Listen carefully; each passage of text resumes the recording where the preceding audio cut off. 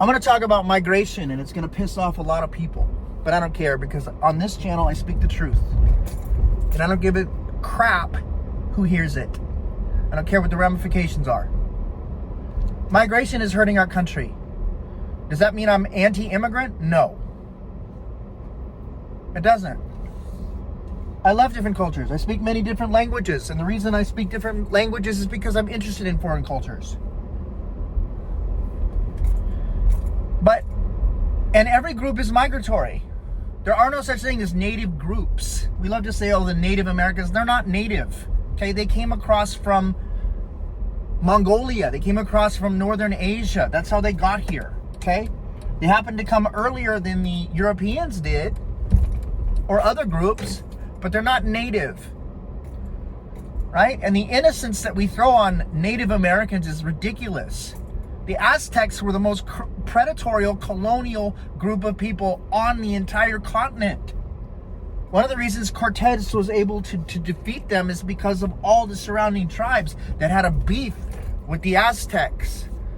They used to sacrifice children, and they used to cannibalize their enemies. And people don't want to hear that. Oh, it's not PC to say that.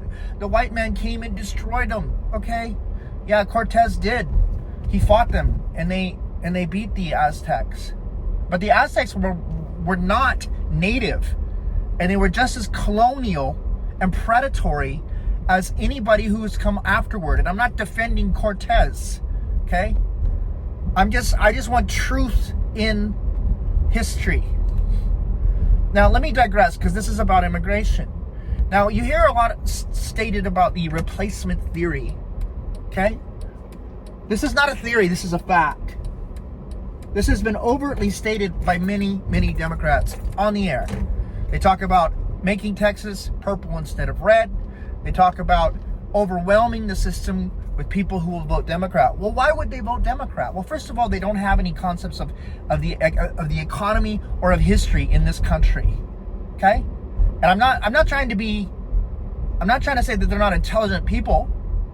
Many of them are, but the vast majority of people who come here do not have economic affluence, do not have the ability to go to schools. That's why they come here. That's a fact. It's not a racist thing. It's an economic problem, not a racial problem. We don't have the money to substantiate helping all these people. Okay? Would I like to help them? Yes, but not from a position of weakness, from a position of strength. How do you do that? We make ourselves economically strong. We bring in people as we can take care of them. As we can take care of them. And then eventually we get stronger, we bring in more. Stronger, we bring in more. But the way it's happening now is by design. Okay? This is done by a cabal of left-minded people, including George Soros, who funds these people to pass laws, to put them in office, who believes in what we call an open society. What is that?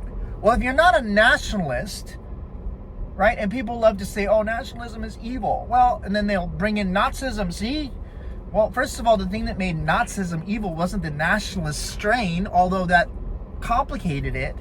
But the thing that made Nazism evil was the socialist strain, which gave power to too few people to control the lives of too many people. And if you don't watch this channel, I always talk about the danger of society is not the name, is not the label, it's not what's on the outside of the building, it's what's taught on the inside. The danger is oligarchy, okay? If you want to call it a monarchy, you want to call it socialism, fascism, call it whatever you want to, but when you have too few people running the lives of too many people, you always have power, tyranny, despotism, death, poverty, etc. Always. There's no exception. Now, a couple weeks ago, there were some riots in England, and Tommy Robinson spoke. Tommy Robinson, in my opinion, is not a Nazi. Okay? He believes in freedom. If you want to say he's far right, fine. I don't give a crap about where you put him on the continuum, but he's not an evil man. He's trying to protect against the genocide, the cultural genocide of his own country. And there's nothing wrong with that. He's trying to protect his own country. He's trying to protect his culture, his kids, the neighbors' kids, people like that. And if you want to call him a Nazi or a fascist, you don't know history. Okay? As I've stated in one of my other videos, fascism has never been a product of the right. That's an ahistorical lie. And it's impossible for you to say he's on the right, because Mussolini was a self-avowed socialist from the time he was born to a week before he was killed. And he never changed. He wasn't on the right. It's a lie. Okay? So people on the left, the leftist establishment, whether it's in the media, CBS, ABC, CNN, Washington Post, The Beast, to Huffington Post, all these ultra left-leaning newspapers that come at you with all of these scare words like sexist and fascist and right-wing and racist and homophobe and transphobe. Every single one of these terms is used to get you to shut up. But migration, illegal migration, is killing society. You're either a nationalist and a patriotic person who wants to preserve America, and there's nothing wrong with that, or you're a globalist who believes in the absolute annihilation of every country in the world under one government, because that is where we are headed, towards a one world government.